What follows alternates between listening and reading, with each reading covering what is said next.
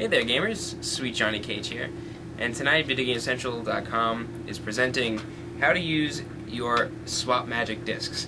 Now, to use these, there is a slide tool option, although I don't actually suggest it personally. I've always used flip tops, they're always a lot easier to use.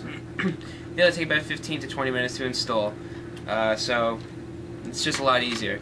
Now, when you order these, it'll come with two discs. One is for DVDs, one is for CD, DVD, just like in Chinatown. Now, you use each one for their corresponding game. Earlier PS2 games, very early ones, are actually printed on CD-ROMs. These will not work for PS1 games. For PS1 games, you need something like a Code Breaker or the old school Game Shark.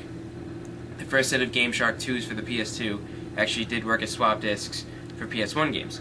But these are just for PS2 games. Games like Crazy Taxi, and I think maybe the first Devil May Cry was on a CD-ROM.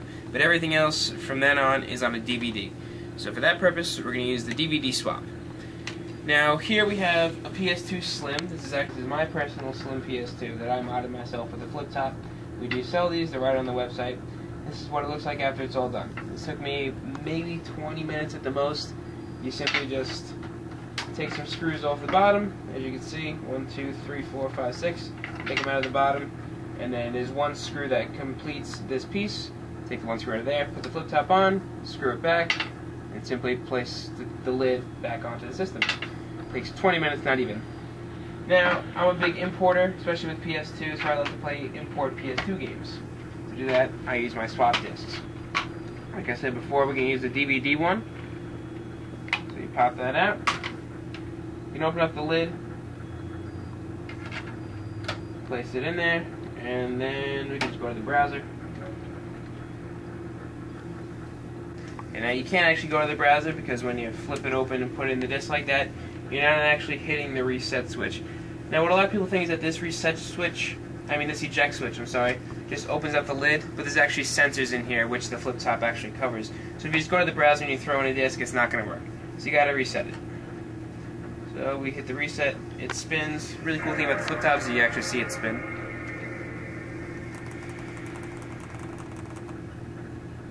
So then it loads up. Gives you the PlayStation 2 logo, as usual. This thing is actually tricking the system to think that there's actually a game in there. But there's commands on this disk, an executable file that makes it stop. As you can see, it stopped. So when it's stopped, don't take it out when it's moving, even if it's on this screen. Take it out when it's stopped.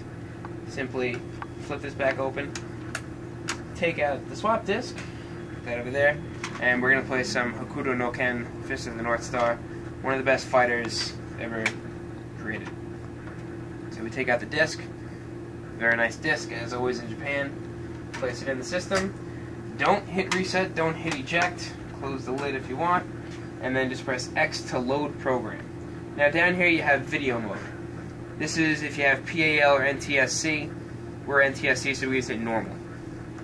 PAL games require some sort of patching to adjust the video, but we don't need that since this is just Japan. Sorry.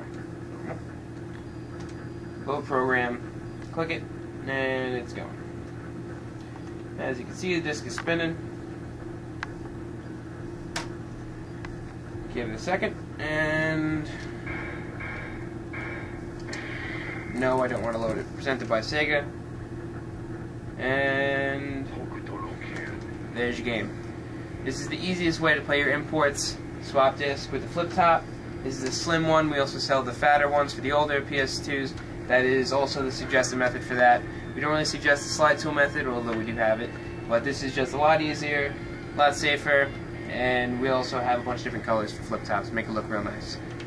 And there you have it. There's your flip top and your swap discs for playing imports. Thanks.